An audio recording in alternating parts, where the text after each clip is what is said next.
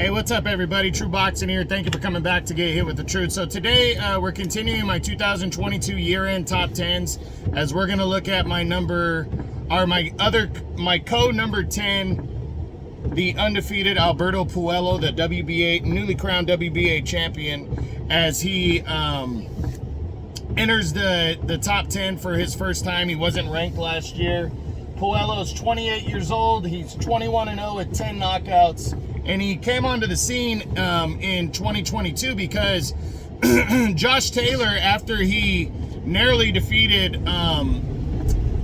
Jack Catterall to retain the undisputed title in a very controversial decision, his original plan was to move up in weight and give up all the belts, but he decided to stay and stay WBO champion, but he vacated all his other belts. Now, the original agreed upon thing was that Puello would fight Baktir Akhmedov for the vacant title. So in August, on a Showtime card, they got together and competed for the vacant title, and one of the best fights of the year. I mean, they went at it. It was all action the whole night.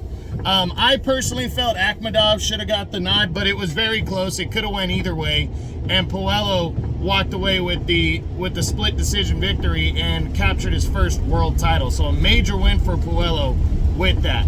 But now he was supposed to have to face Ishmael Barroso in his initial defense in a mandatory fight, but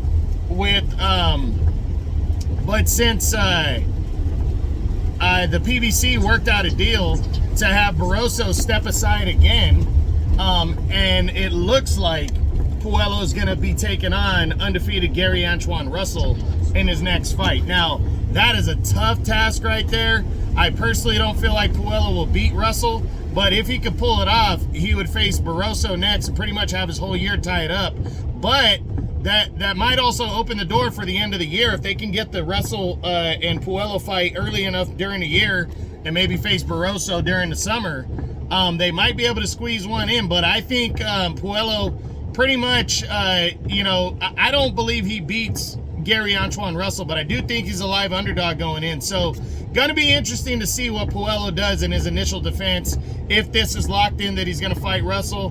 And if he doesn't, I think he beats Ishmael Barroso, but I think Gary Russell's going to be knocking on the door at some point because he is a very legitimate guy to fight. You know, he's got a name, he's undefeated, he's entertaining, and at some point, because they're all with the PBC, we're going to have to see Russell fight. But I do believe it's going to be Puello versus Russell next, and I believe Russell's going to beat Puello one way or the other. And unless Puello, I think he's going to drop out of the top 10, and unless he really competes very well against Russell, maybe he doesn't come back in before the end of the year. But we'll see. You never know.